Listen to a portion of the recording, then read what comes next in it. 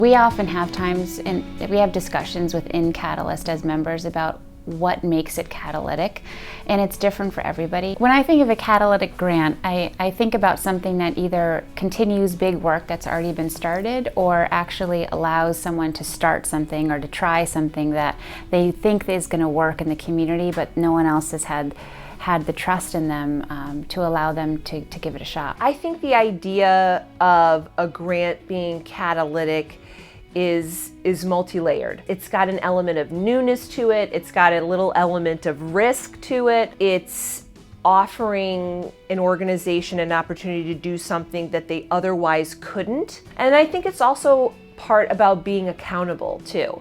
I'm going to come back and I'm going to show you my results. And even if, it's not what we had expected, we learned something from that. It's a good question to wrestle with. I think we certainly are way beyond just giving money to organizations, good organizations, just to fund them. People do care very much about what happens and are curious more than anything to know what happens after a grant is awarded. So the Hartford Foundation follows up very thoroughly on that, but the Catalyst members do get very curious about what happened.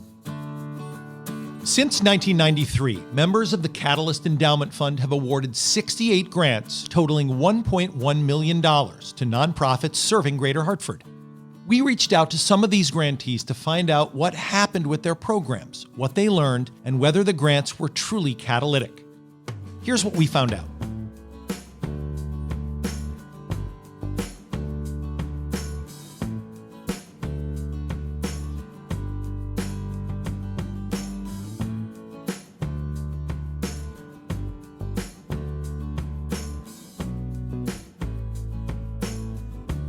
COBA's Girls Rise program continues to this day. They've been able to maintain the female assistant coaching position that began with the Catalyst grant. They've also hired a mentoring coordinator with new funding. Several young women from this year's program competed at the national level, winning 4 silver medals, 1 national title, and a 4th place ranking at the U.S. National Championships. COBA continually recruits to maintain a minimum of 30 female boxers. That's 10 times more than the national average of 3. There were a few lessons learned from this process. First, a part-time coordinator was insufficient to manage the daily demands of the program. They hope to create a full-time position. Secondly, initiating a formal mentoring program takes at least a year with a dedicated staff person in place. Finally, when properly publicized, there is a significant demand for girls programming in the world of amateur boxing, especially when complemented with wraparound efforts such as life coaching, mentoring, and gender-specific life skills.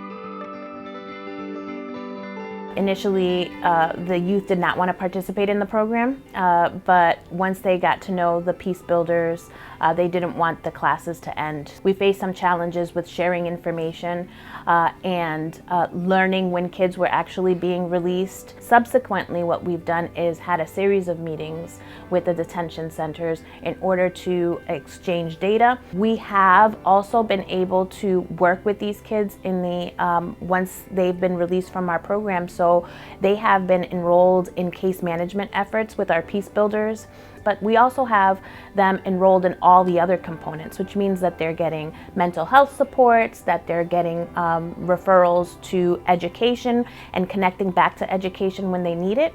And most importantly, they're doing employment opportunities. Thanks to the Catalyst program, this part of our Navigate program will be here forever. That's the goal, that we keep it there forever, because we've found a synergy.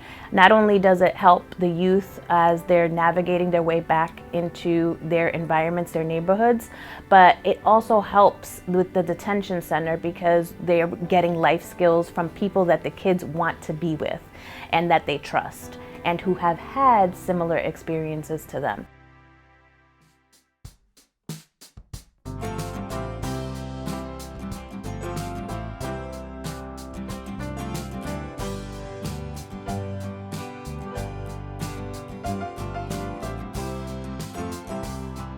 projects funded by Catalyst's grant to NINA created 2 new affordable homes, as well as 2 new affordable rental units. Volunteers helped with interior demolition, hanging drywall, and painting.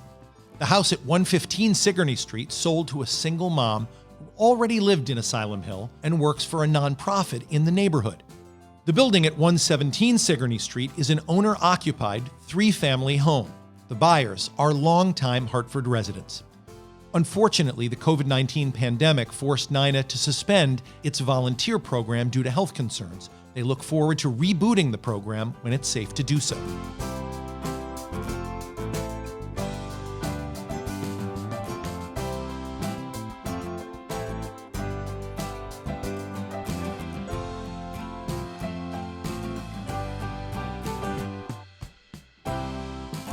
With this grant, Connecticut Center for Advanced Technology was able to hire a young woman of color from East Hartford as a lead for the program.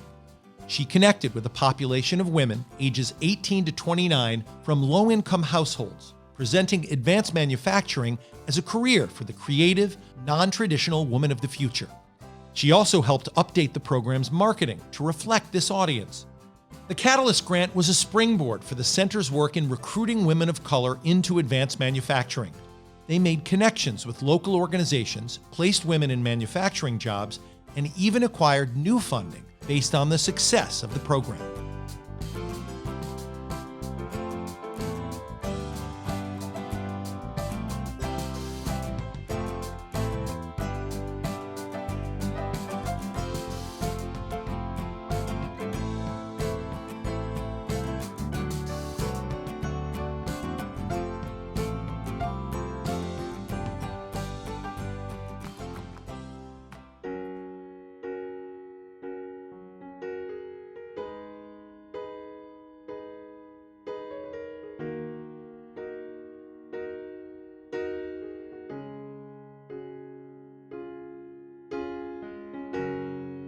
Hello, this is Susie DeVitro giving a quick update on our Catalyst grant with Interval House. What was truly catalytic about this grant was that we were able to develop a system where children that are residing at Interval House, which is the domestic violence shelter in Hartford, can be assessed using evidence-based tools and then referred directly to the Institute of Living. So we were able to develop a referral system for them. We're also able to position advocates to have the engaging conversations about clients and their children's behavioral health needs in ways that are really empowering for both the client and the advocate. We learned a lot from this project. We learned of this incredible burden of behavioral health needs for women and their children accessing domestic violence services. And we also learned that we can actually do quite a bit when we work together with Children's Hospital and a domestic violence safe house and a behavioral health facility. So now that they have their referral mechanisms in place, they are still continuing to see clients from the Interval House. Thank you.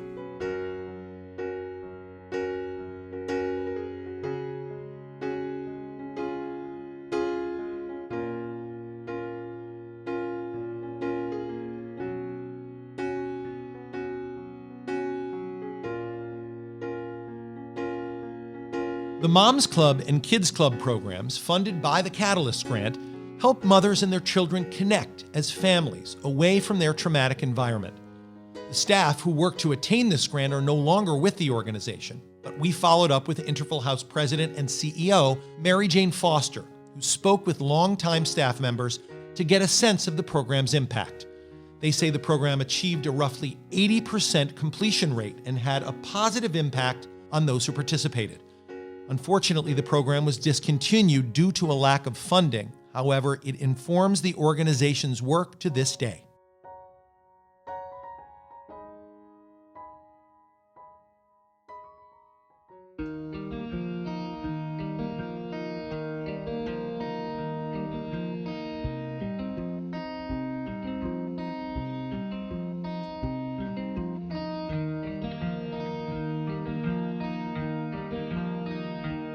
Catalyst's grant to support Moving Matters allowed the program to expand from 1 grade to 3 grades. Eventually, the program would expand even further. It can be difficult to quantify the value of an arts-based program, but teachers closest to the Moving Matters program were adamant about its impact. Teachers noted that the social and emotional learning was especially impactful. This would become vital during the pandemic, as social and emotional learning has become a critical component of Hartford Public Schools' strategy for mitigating pandemic trauma and learning deficits. Moving Matters is now in its 27th year.